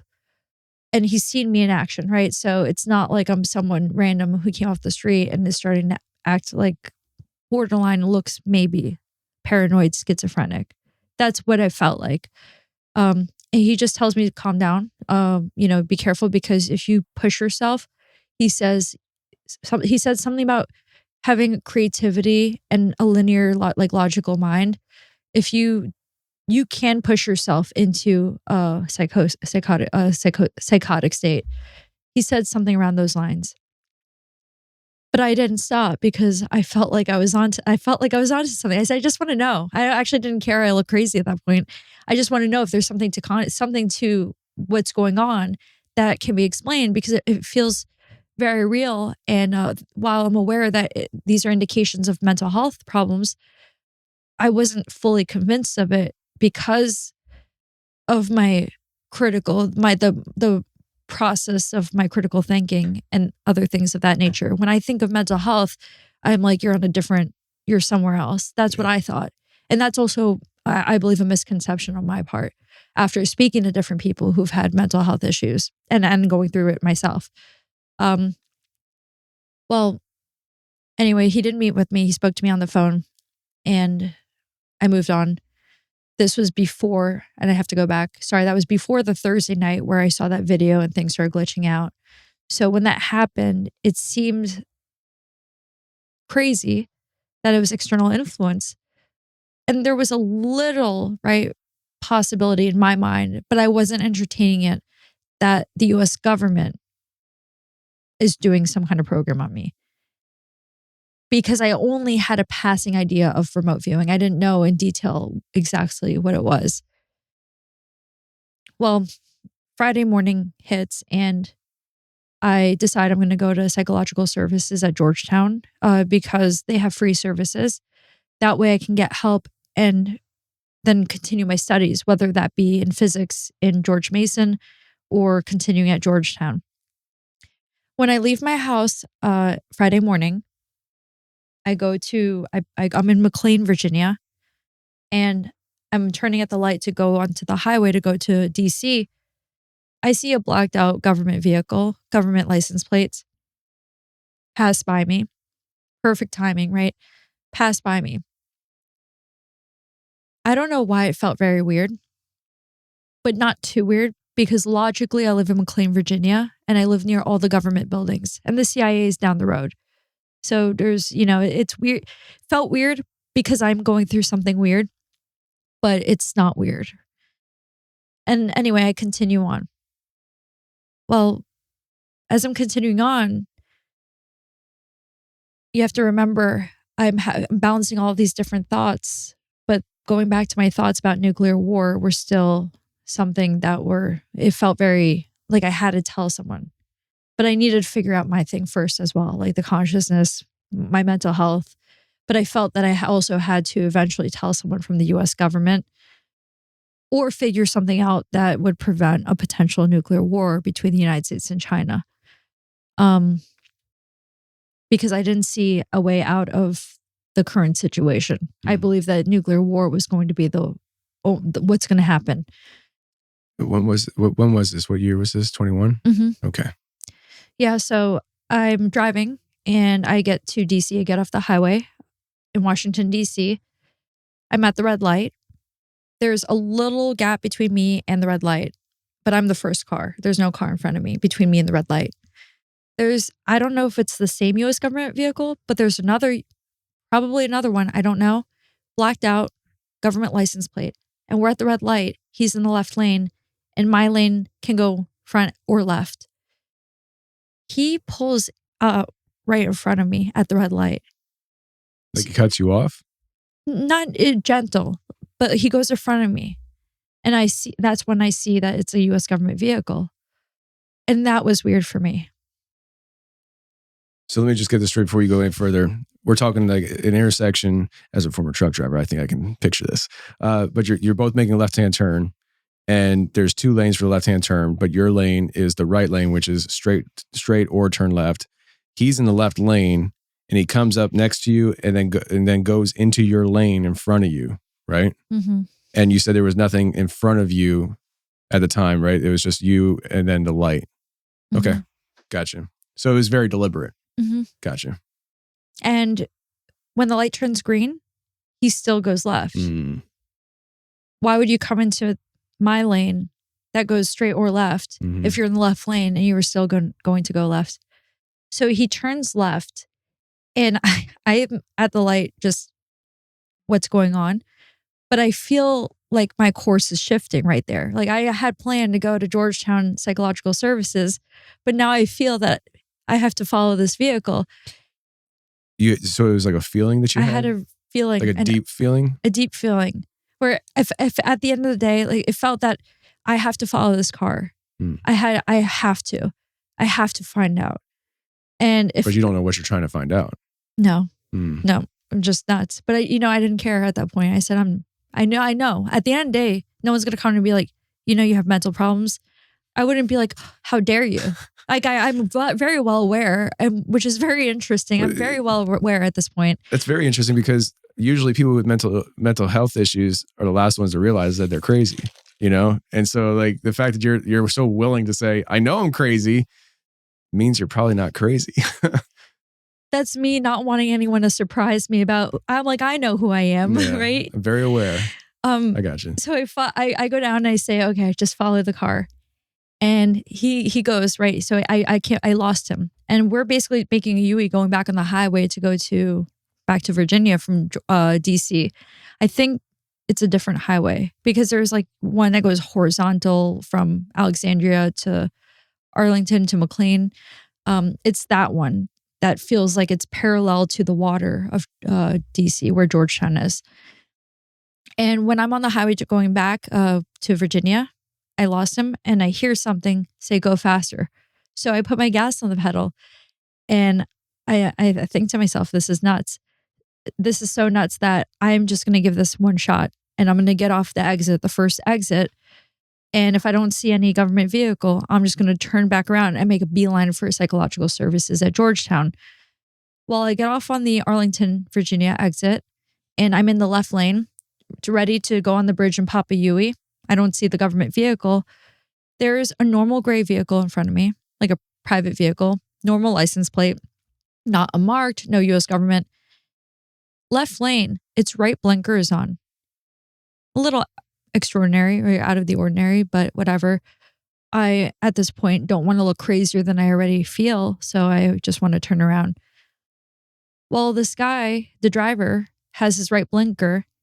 He's the only one in front of me. He puts his left hand out the window for me to follow him. I feel that I need to follow him. And so I follow his car when the light turns green. He pulls into the parking garage of, I didn't even know there was a Virginia Hospital Center. I didn't know where I was going. I was just following him. But it was Virginia Hospital Center. And can I ask, so take me back to this intersection here where this happened. I'm having a hard time picturing this situation. So you have a civilian car in front of you, right? And is it another situation where you're making a left-hand turn as two lanes that can go left? No, I'm in the very left lane because I'm planning to go back on the highway. And so there's a civilian car in front of you, and that's the car that this guy's in? Mm-hmm. Okay. So you're saying the guy who puts his hand out the window is in the civilian car in front of you, and he has his right turn signal on in a left-hand turning lane. Mm-hmm. Gotcha. I just wanted to make sure I understood. Yes, and that kind of, between the U.S. government vehicle and that kind of what appeared, what I believe to be some kind of trade craft, there's something called surveillance detection reconnaissance or surveillance detection route, SDR. SDR in human intelligence and counterintelligence is you are either the person being followed by surveillance or you are surveillance following a specific person and you do different maneuvers. I didn't learn anything related to this, but I just assumed because I saw US government vehicles, because I had a little bit of training in the summer internship, and I'm not sure who else is going to do something like this. So I assume automatically maybe it's a US government program. So I follow them. And I follow him, go to Virginia Hospital Center. Coming from intelligence and working in SCIFs, you're not allowed to have your phone. I'm assuming I might be going to some special program that might be masked in a civilian facility. I don't know. I mean, that was the most logical explanation. I'm going through a really wild experience.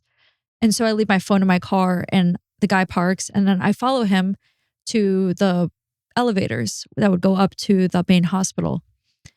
And while we're waiting, I'm quiet because this feels super top secret. Mind you, we have a lot of rules for spying on American citizens, even though we know that the government spies on us because they do? Snowden. Yeah, I know. Surprise. I didn't see it. We don't, this is like still, we're not believing it in intelligence because we got so many normal people can't do. I can't just look up anyone. You can't do that. That would have to be some kind of program, FBI, law enforcement. And so it's not, it's not on my bingo card that the US government is spying on me personally, especially because I'm no one and I work in the government. And if they were, then it's a special program because now maybe I'm looking into consciousness. I don't really know what's going on. So I leave my phone and I leave all my technology, whatever I have in my car. I go follow him thinking I'm going to go to a facility. I'm quiet because I feel that maybe they'll give me information when I'm in the program. And I'm quietly standing next to him. There are normal patients in the hospital, some mom with her kid, and she presses the elevator button. And the guy says to me, the elevator button says it's going down, but when you press it, it actually just goes up. There's no going down here. And I laugh it off, but I feel like I'm being tested a little bit, right? So I'm kind of quiet. This is the guy that you followed there that said it to you. Yeah. This seems like a movie. This really does. This feels like a movie to me. So so I'm well aware that this is nuts. And I feel that I'm entering I don't even know what's going on.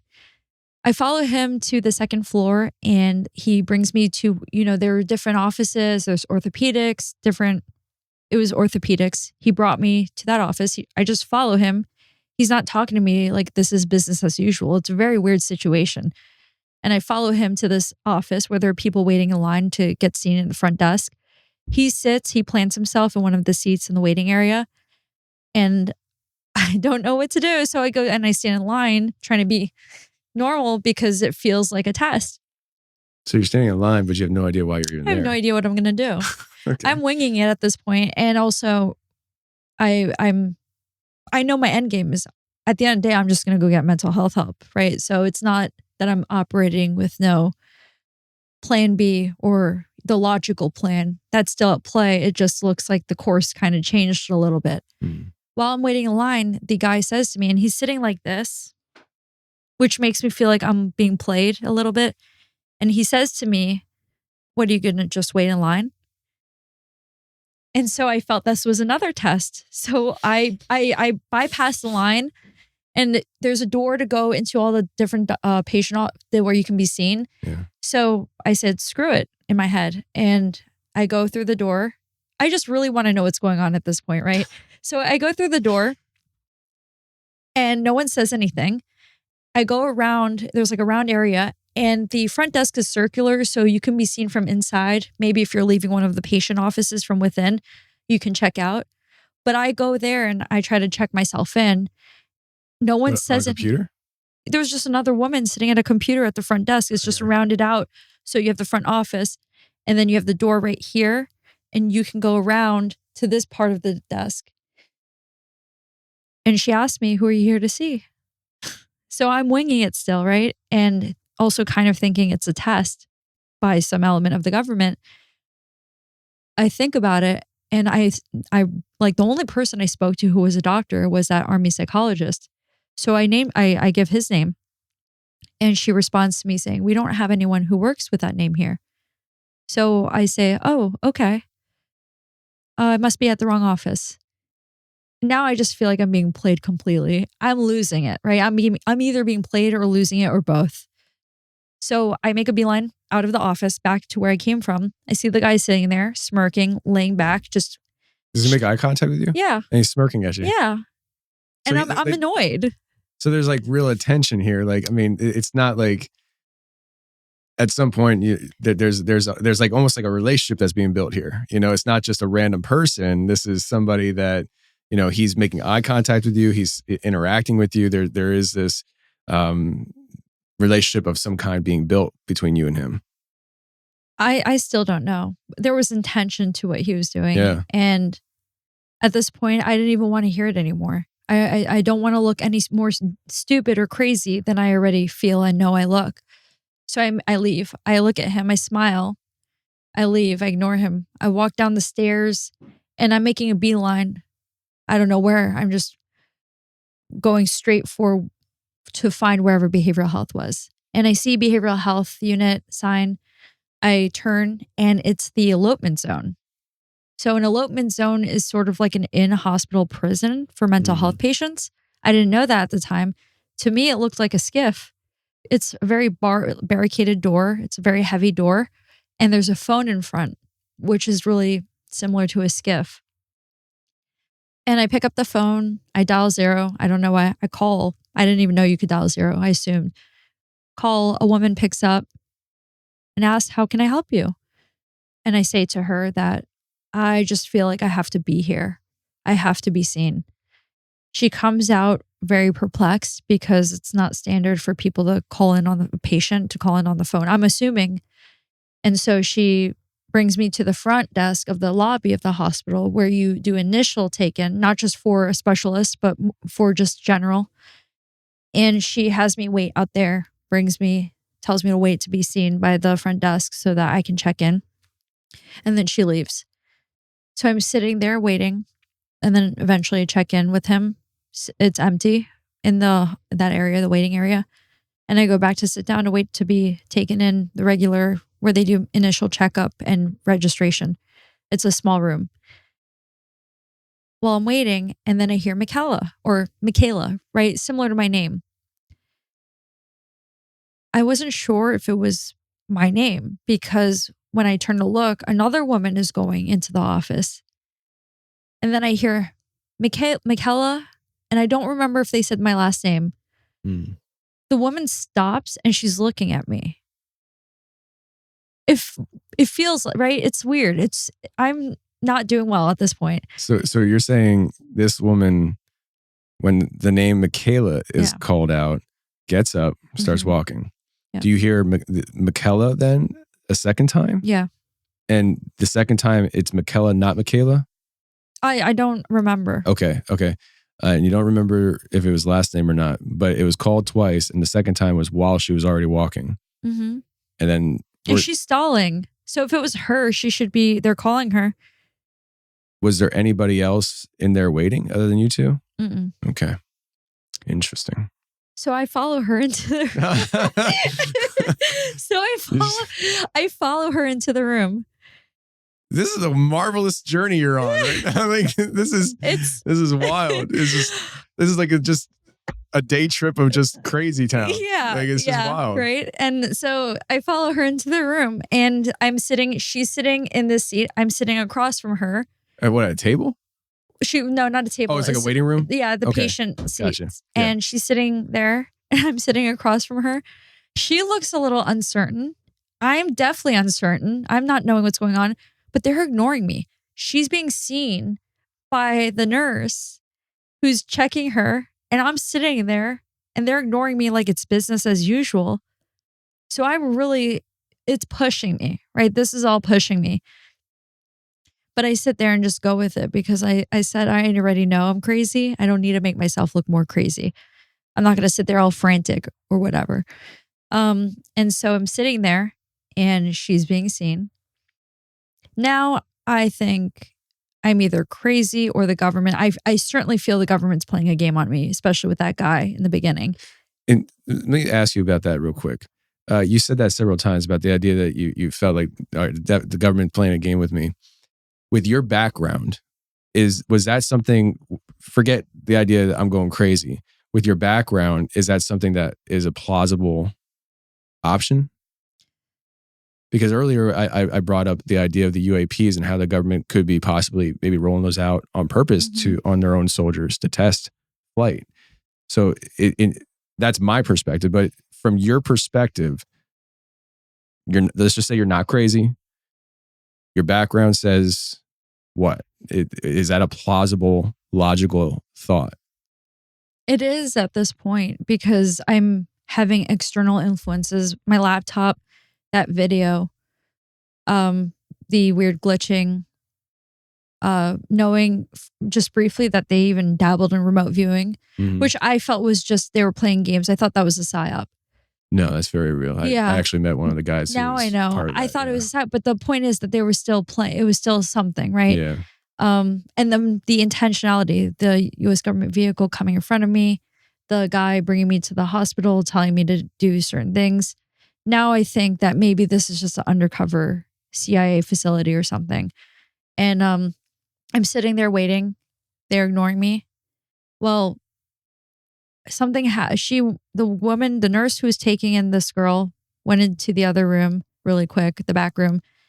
And I say, screw it. I'm going to just check myself in. If they want to play games, then I'm in control. I said, I'm going to do everything. I don't care at this point because now I feel that I'm being played by someone because I know I'm crazy, right? I know this is crazy. And I'm certainly okay if they sat me down and help me like the crazy person I am. I'm a crazy patient. I should be helped like one. I shouldn't be left to do all this stuff, right? So either way, someone's not doing what they're supposed to be doing. And I'm fed up at this point. So I go on the computer that has all the medical data. I didn't care about anyone else. I went to register myself. because I said, that's it. I'm gonna help myself. So you hop behind a computer that's there. You're dang right I did. Okay. I did. And the nurse. This is like a movie. Like I know he doesn't want to be on camera. I just Yeah. We had journeys. I don't know if we have enough time for all of these journeys. Listen, I'm here for it. So let's just keep it going. Like I keep coming back to, this sounds like a Jason Bourne movie or something, just like this process of revelation that's coming. And, honestly. And the boldness that you're acting in, because you're like, I can see the thought process in it where it's like, I know I'm crazy, so I'm going to do some crazy things until I get the help. And so it's just like, let's just do it. I'm going to do their job for them. I'm not Which is kind of crazy. I'm not sitting there like, most people wouldn't do taking my pants off and woo. Like, sure. I'm like, I'm going to go get the help I need if no one's going to sit here and help me. Mm-hmm. It's either, I felt it was U.S. government was part of it, and also people not doing their job. I shouldn't be, if it wasn't the U.S. government, I shouldn't be able to walk around and do all these things if I'm having a mental health crisis. Yeah. It makes me uncomfortable, frankly, because if I had a child in a room or something and you have these mental health patients, unpredictable, who need help walking around like me at that point, either way, it's someone, I need to be seen, right? Logically. And I'm fed up at this point. So I want to be seen. So I register myself. I don't know what I'm doing, but I'm trying to figure it out. The nurse comes in and she says, "What are you doing?"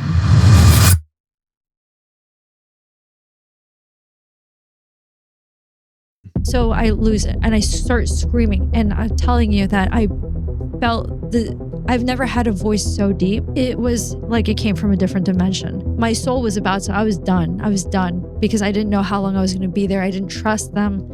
They were giving me, the guy on DHHS gave me attitude. I didn't trust anyone. And what happened was that they showed me the green aliens, and then they started to show me different symbols related to all religions, including ancient Egypt. When they would flash a series of symbols, there was a cellar door, what symbolized the cellar door in this prison cell. It would open. And every time it opened, I felt compelled to go out to the front of the elopement zone where there was only one person working today and interpret the series of symbols that I saw. Well, as I was reading, the worker who said that he worked for Google came to me and he said, "I want to ask you a question. Come here." And he had a drawing and I had a black marker in my hand. And I'm sitting on the couch with him. He shows me, he says, "This is my self-portrait." And he shows me and it looks like a candle. It's shaped like a candle, but it looks like a portal. And it's like, like that glassy kind of mirror kind of looking portal. And he says, "Can you draw yourself?" And I'm not thinking. Instantly, I take my black marker and I start to just go like in spirals. But then I start feeling this pull to go around his candle. So I start to do spirals, but I go around it. I didn't even expect it. He said, "Is that you?" And I said, "Yeah." He said, "Why are you all darkness?" I said, "I'm not." I said, "I'm drawn to the light."